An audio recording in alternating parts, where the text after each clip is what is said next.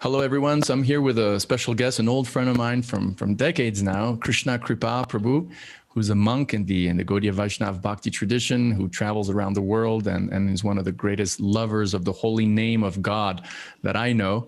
And he has a great YouTube channel where he's got this awesome footage of different kirtans around the world. His channel is Krishna Kripa Das, and it's in the descriptions to this video. So I really recommend that you guys go see it.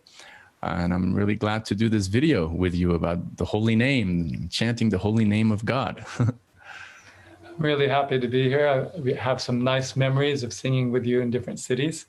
And I'd like to invite my listeners to check out your YouTube channel, which is Liber Anima, which there'll be a link to in the description. So now you just got back from, let me guess, chanting the holy name right now. Yeah. Actually, I just recently relocated from New York to Orlando, and I'm with some nice young people who were previously in Krishna House, which is in Gainesville. Where that sort of student house where... Yeah, where young people who are developing an interest in Krishna consciousness, so they can have an ashram experience for 3 months.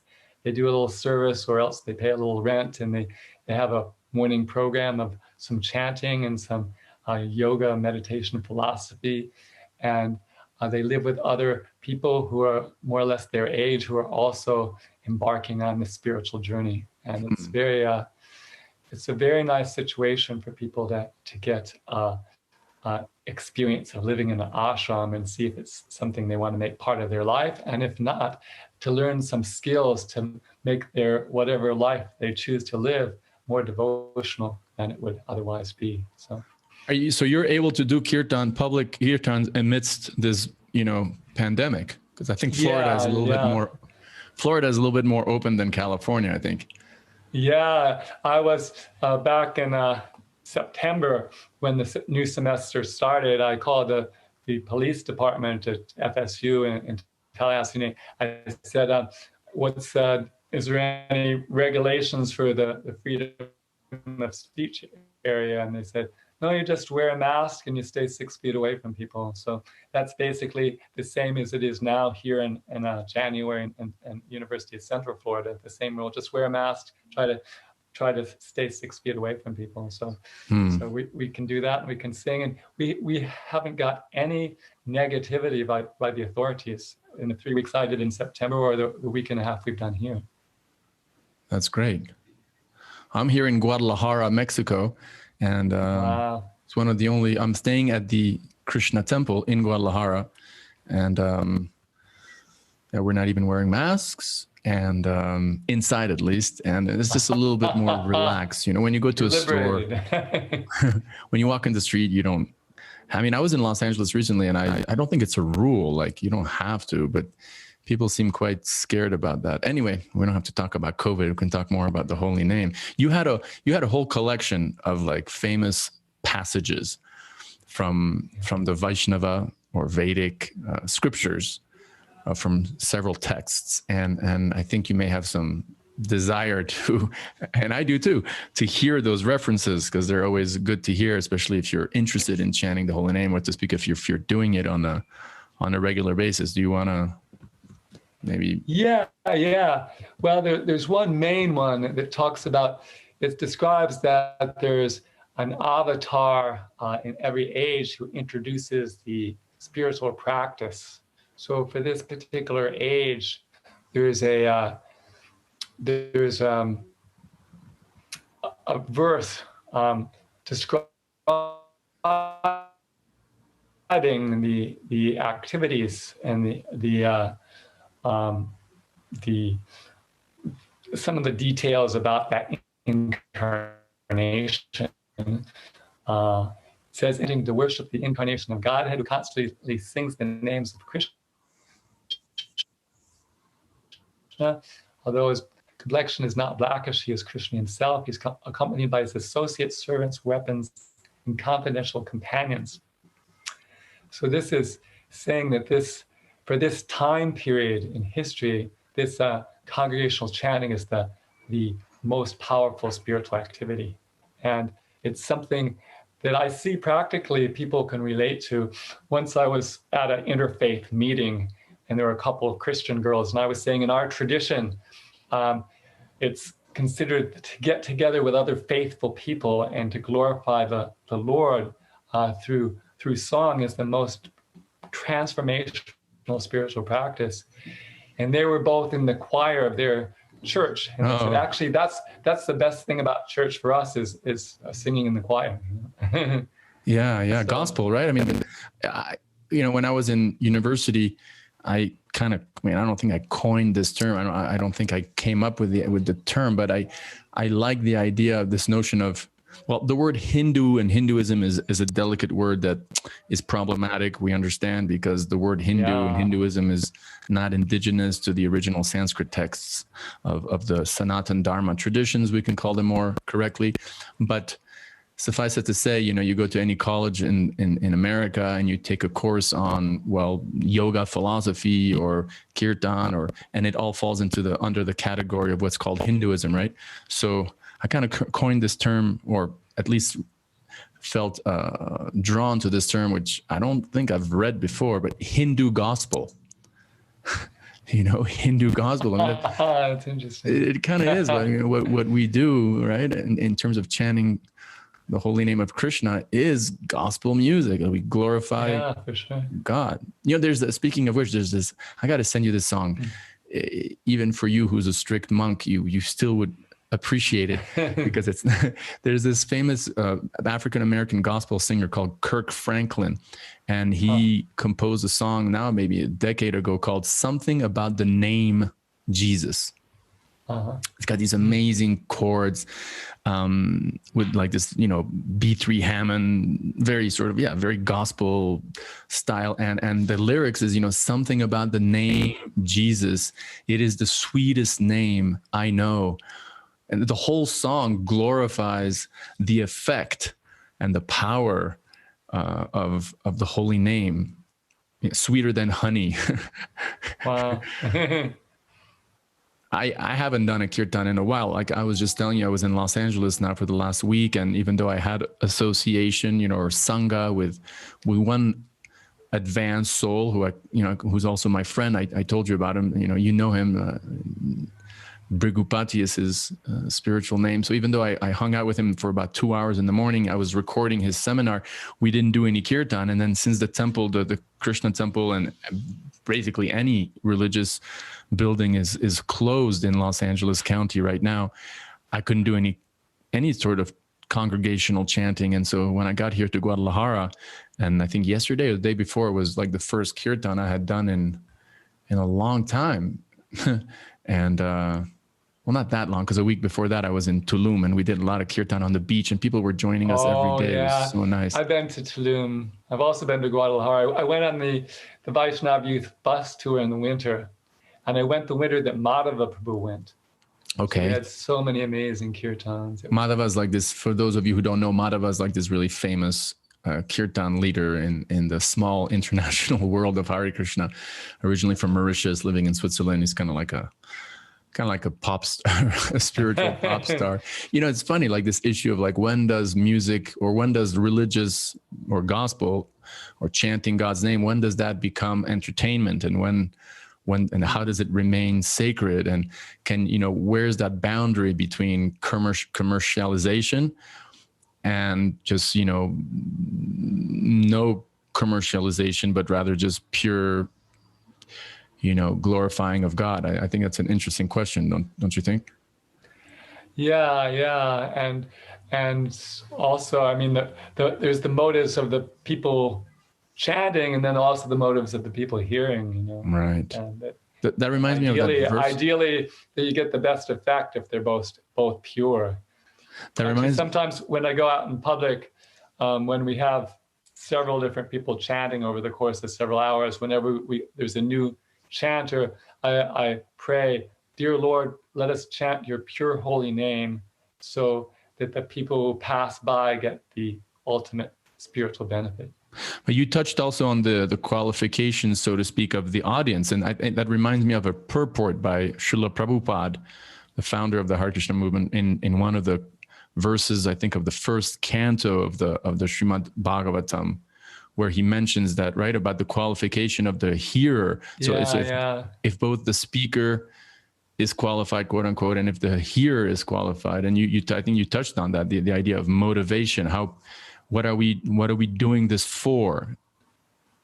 Either chanting or hearing it. What are we here for? What are we doing this for? Like, is it for?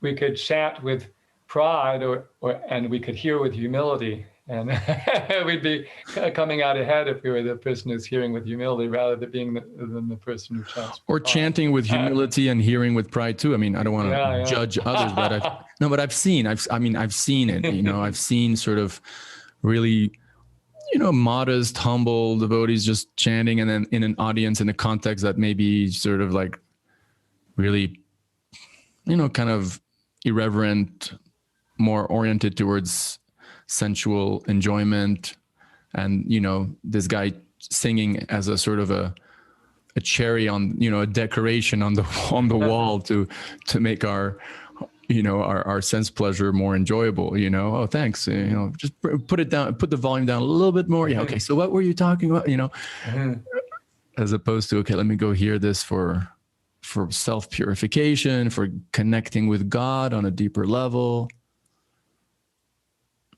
What's that verse from the Shikshashtakam, that the third verse? One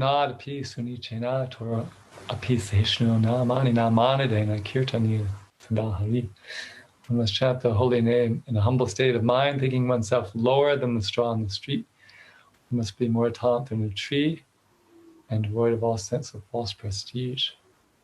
One should be ready to offer all respects to others and not ask for any respect for oneself. What do you think? One can chant the holy name of the Lord constantly. What do you think of Straw in the Street as a YouTube or a podcast name? I'm serious. Like my YouTube channel, my French one used to be called Paille dans la rue. When you're taking French classes, paille is straw, dans in, rue is, you know, street. Oh yeah, right. Do you like it? It's powerful. It's a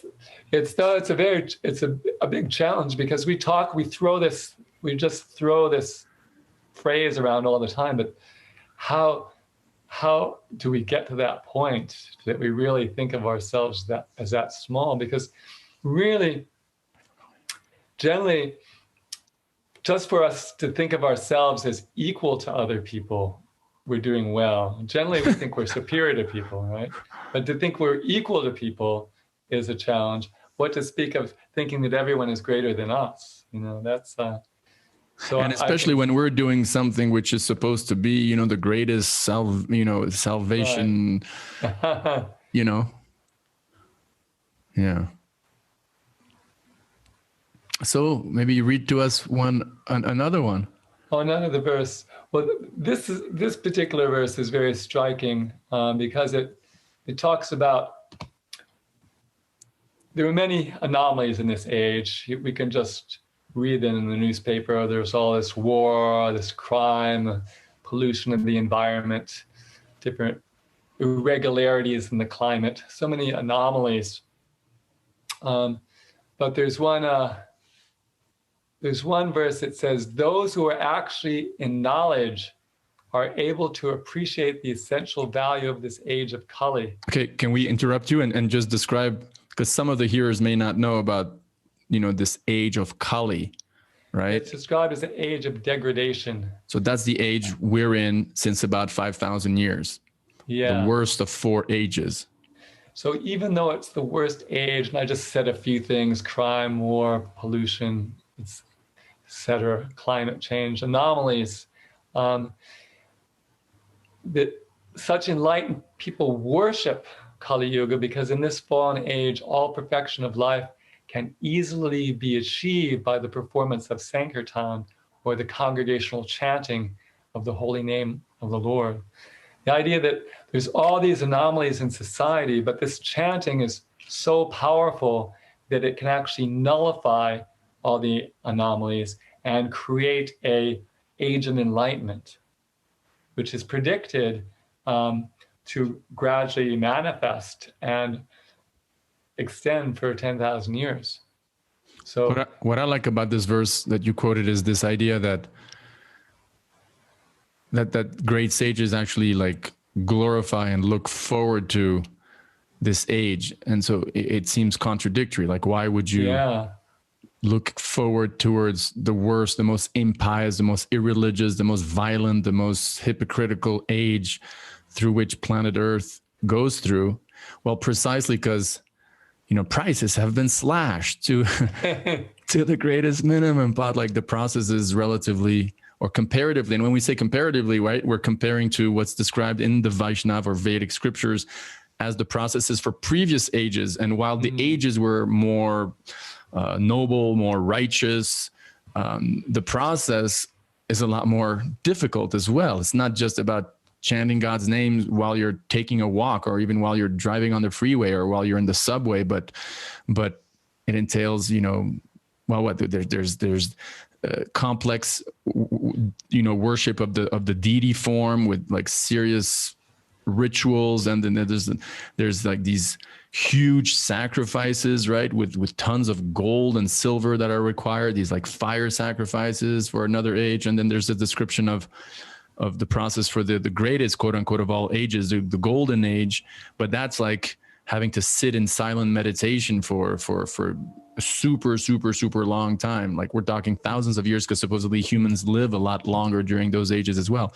So we get, you know, we're in the worst of all ages. But if we just chant Hare Krishna or any name of God, but you know, you and I are both devotees of Krishna, and we like to chant Krishna's name in particular this Hare Krishna, Krishna Krishna, Hare Hare, Hare Rama, Rama Rama, Hare Hare Mahamantra.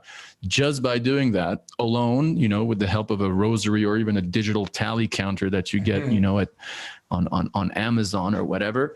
And in particular, here's one. You see, I have a Tulsi bead on it. I see. Yeah. Or in congregation together, where the real, you know, where a lot of power is released. That's all you really need to do. That is kind of amazing. It's still hard though. I mean, I don't wake up in the morning after 7 hours of being, you know, totally knocked out and wake up thinking, oh wow, where are my beads? It's been 7 hours since I didn't chant the holy name. I mean, I don't know about you. Maybe you do, but I don't. I have to force myself. Can we speak a little bit about that? Because, you know, on the one side, there's almost seems to be a discrepancy. On the one side, you've got these, you know, I don't want to say hyperbolic because I would insinuate that they're wrong, but these like serious super glorifications of the power of the holy name of God, the effect that chanting of the holy name of God has on the chanter.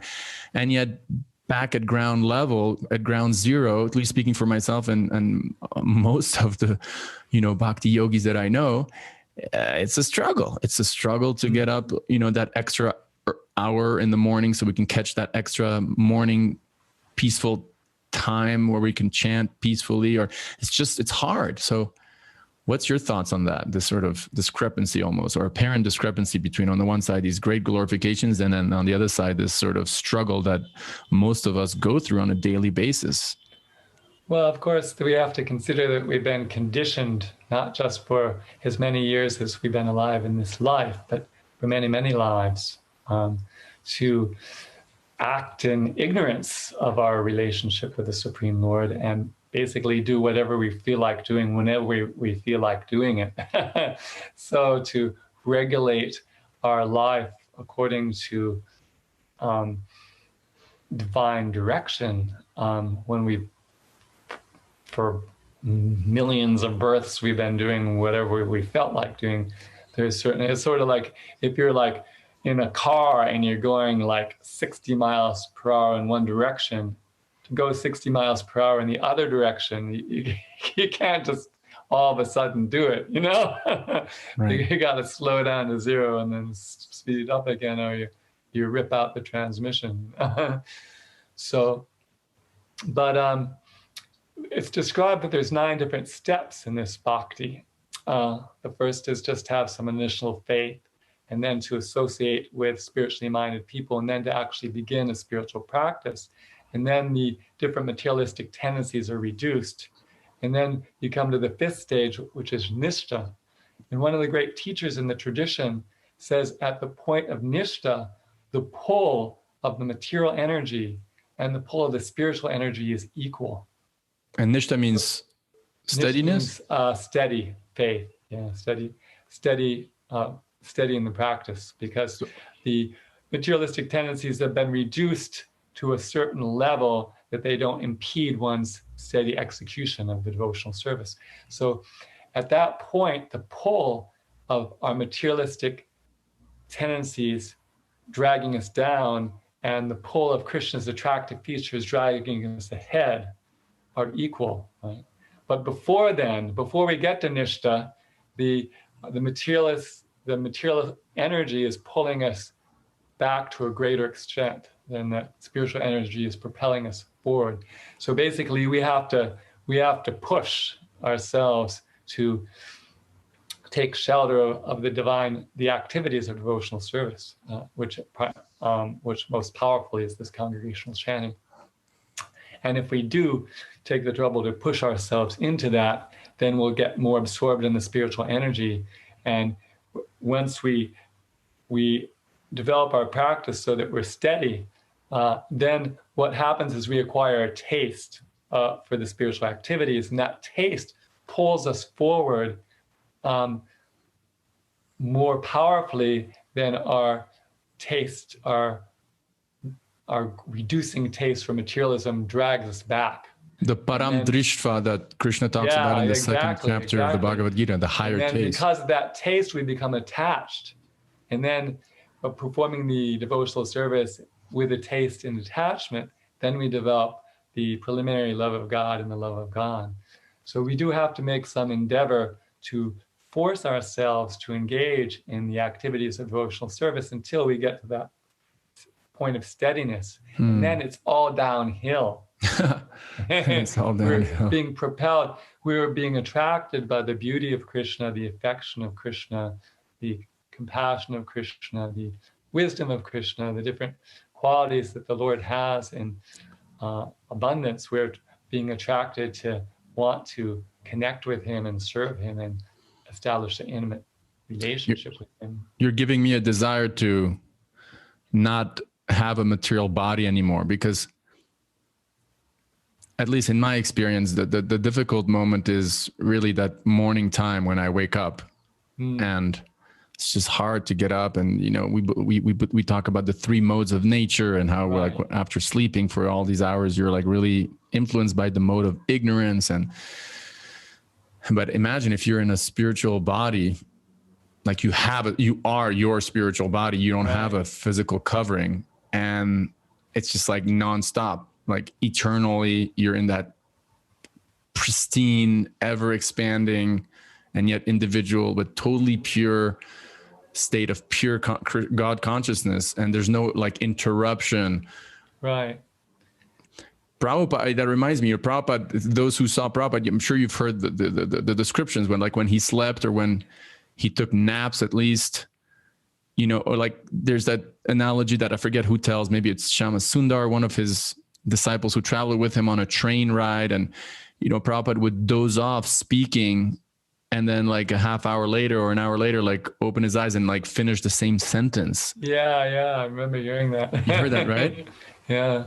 So it seems like when you're like super advanced spiritually, even when you sleep, quote unquote, you don't really fall into such depths of just darkness and ignorance from which you have to climb back up, Like I'll tell you a personal story. When I was a monk for those few years, and my main service was to distribute Bhagavad Gitas, Prabhupada's Bhagavad Gitas, and other of his books at the Los Angeles airport. I remember on a Christmas night, like Eve, I think it was maybe the 23rd of December, we made an extra push, and we were in that airport, Terminal 1, from like 9 in the morning until about 10 p.m. Just standing and maybe with a 1 hour break for lunch, and just approaching one person after another, with a Bhagavad Gita to give them, or to ask for a donation for. That's a detail, to give them. And I remember it was like 10:30 p.m. and I was literally, I felt so blissful. I felt I was just going from one person to the other. Like I felt like I was a butterfly. Floating. Huh? You're floating from one. I was literally floating, not literally, but floating. And I had this wonderful, I experienced this wonderful combination of being at the same, simultaneously super eager to give people Krishna in the form of the Bhagavad Gita, and I really could see them like as spiritual beings, you know, regardless of whether they were black or women or men or yellow or Chinese, or that was almost like that completely disappeared. And simultaneously, I was completely, I felt, you know, completely detached. I mean, 100% about whether they took the book or not. Because, you know, attachment to the result is what gives us suffering, right? Yeah. When you want something to go your way. But when you're totally, and I was floating from one person to the other. And at one point I stopped and I thought to myself, wow, you know, in a half hour, we're going to go back to the ashram and we're going to go to sleep. And tomorrow morning, you know, I dread tomorrow morning. I'm going to have to, you know, do the whole thing again to get myself to a, you know, a decent state of consciousness. If I could have the same consciousness that I have right now, and a material body that didn't give me like pain in my knees and joints after standing up all these hours, I swear I could just do this exact thing, like in this very airport, you know, for eternity. That's like, I was like, just give me this consciousness and a body that doesn't give me pain. I'm in like forever to do this right now, like as I'm doing right now forever. I don't know why I told you that.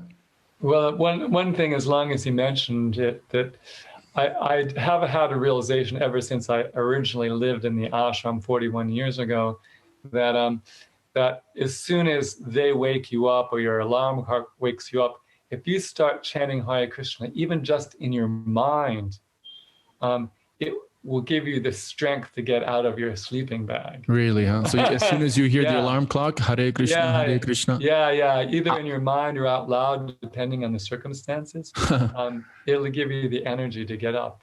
Really, huh? I'll try that tomorrow. I've never had that problem. And here I am, I hear somebody's alarm going off every 5 minutes or every 10 minutes. And I'm looking forward to telling him that strategy, because apparently he hasn't realized it, because he's just putting the snoozing back. And yeah. But let's see.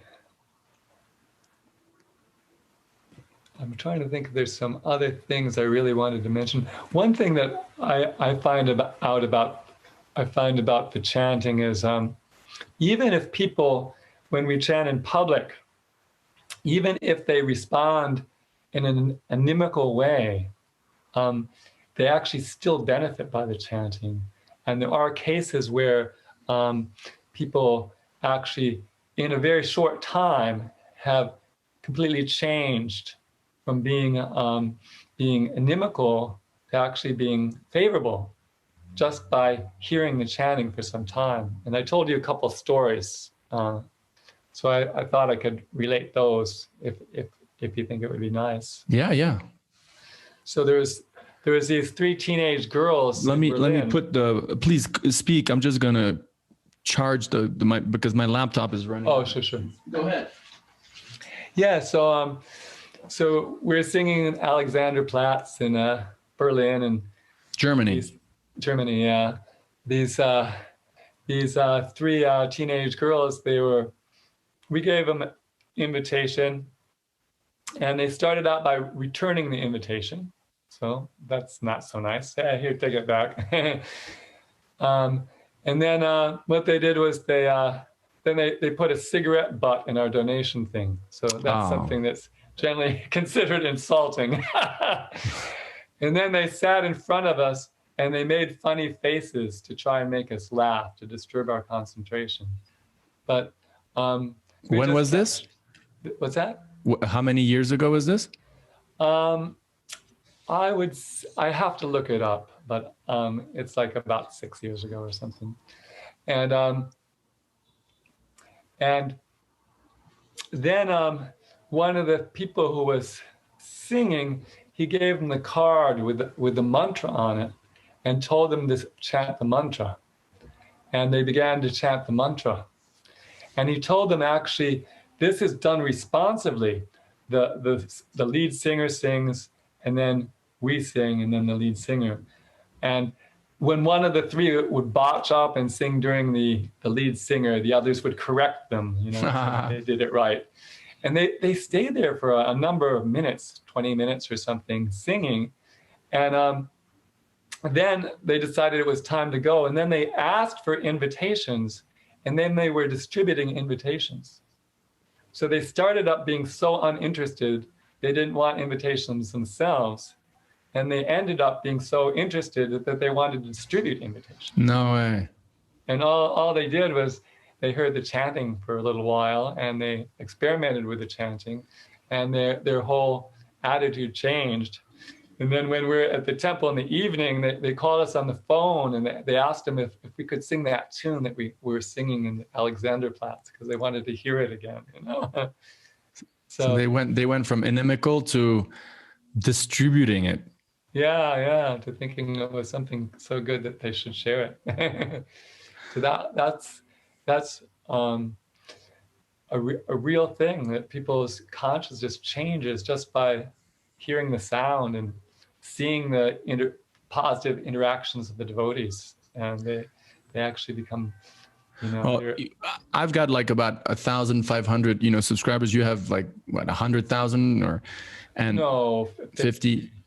Well, there's a lot of people. I mean, you more than me, but whoever's watching this video, we would both encourage you, whoever's watching right now, if you're not doing this chanting, if you're not chanting God's names, or whatever tradition you may be in, hopefully it's a theistic tradition. And if you're not, you haven't chosen one in particular, then yeah, this Hare Krishna mantra in particular, do it. Like, try it out. Don't just watch these videos and just don't, I mean, watching them is great, and appreciating the content is great, but I think I would not be wrong in saying that we both, would like you right now who's watching to chant this Hare Krishna mantra on a regular basis. Am I correct? You get some realization if you do the chanting, and the more you chant, the more realization you get. Actually, there's in that Chant and Be Happy book, Prabhupada is talking to George Harrison, and he's in a relaxed mood there. So here's just making a reference. There's a reference between, a recorded conversation in the 70s between Prabhupada, the founder of ISKCON, and the famous George Harrison, the Beatles. Sorry. Yeah, and Prabhupada's there chanting on his beads, and he says to George, George, the more you chant, the more you realize what benefit there is in the chanting. The more you chant, the more benefit you realize how beneficial it is. Wow. And that's really, actually, when you think about it, why this Hare Krishna movement was really booming in the 60s and 70s was people were actually looking for alternative realities and alternative lifestyles and alternative experiences. And because of that, they were willing to experiment with the mantra. They were willing to see, let's see where this mantra can take me. Just experiment with the mantra, yes. Yeah, just like they were experimenting with the drugs and all kinds of things, So let's check out the mantra. Let's see what it can do, And because they were willing to do this, then they got some realization. And then they did it more, and they got more realization. I'm going back to Tulum, I think, in a couple of weeks. And I really, like right now, you inspired me. So I already thought about it, but I feel like printing out, a little banner that I put in the sand in the morning when I go there on the beach to chant my rounds in the morning, and just say, experience this mantra now, get people to chant. Yeah. And even if they just chant it once, they become free from all their bad karma, and which is a big boost right there. So there's no loss, They just spend 5 minutes, it makes so much benefit. But one thing I did think we should mention is why we chant this Hare Krishna mantra. Okay, why the Hare Krishna mantra in particular? Yeah, there's a reference in one literature called the Kali Santarana Upanishad, which is a conversation between Lord Brahma and his son Narada. And Narada inquires from Brahma, what is the most powerful spiritual practice in this age? And Brahma says, Hare Krishna, Krishna Krishna, Hare Hare, Hare Rama, Rama Rama, Hare Hare. Iti Idi Shadashakam Nam Nam. These 16 names, Kali Kamasha Nashanam, destroy all the impurities of this age of Kali. Natapatra Paya, you won't find a superior process. Sarva Vedeshiti, if you look through all the Vedic writings, all the verses of the Vedic literatures. So, and other groups besides the Hare Krishnas also chant the Mahamantra. I happened to stop by the Siddha Yoga people's place in South Fallsburg, New York, and they also chanted the Hare Krishna mantra. And there are other groups who chant it because it's known by people who know the tradition deeply that this is the mantra recommended for this age. And that's why we actually stress it so much, because it's actually mentioned specifically. But also any other name of God has great potency, but that's why we focus on this one, because it's especially mentioned. Yeah. Well, thank you. Well, I think we can wrap it up. And once again, tell all our viewers, well, thank you first of all, I want to thank you, Krishna Kripa, for this personally inspiring class. I mean, I don't care if people watch it or not, I'm getting benefit. And I think we want to also tell our viewers, few or large, doesn't matter. If you're chanting Hare Krishna, great, continue doing it. And if you're not yet, then try it out. And I'd like to thank all my viewers just for listening to the holy name for so many hours every month, because it's very transformational. I tell you, I had that COVID at a certain point, and it made me completely wiped out. And it made me very depressed too, because I would sing in public 3 hours every day. And it gave me great joy to share this chanting in public. And I was constrained. I couldn't leave my room, And the only thing that actually was so powerful to take me out of this frustrated, depressed state was to play the second most popular video on my channel, which was Sundara Nitai and Harinam Ruchi singing in Dublin and getting all these tourists to sing the mantra and dance. And the people had such a good time singing and dancing with the devotees. It just you were just watching it. Blissful, just watching it. And it completely made me forget about the exhaustion of my body and the frustration of me not being able to do my favorite activity for 9 days in a row because I was stuck in this room. And it was so powerful. If you look at my channel, the second most popular videos, really good. Well, it's been great talking to you about our realizations about this chanting and sharing with others. And perhaps we can do it again sometime, because there's a lot of things that we can bring out. I have a few more stories about amazing transformations that I want to hear them. Include. So have a wonderful evening. You too. Bye-bye. Bye.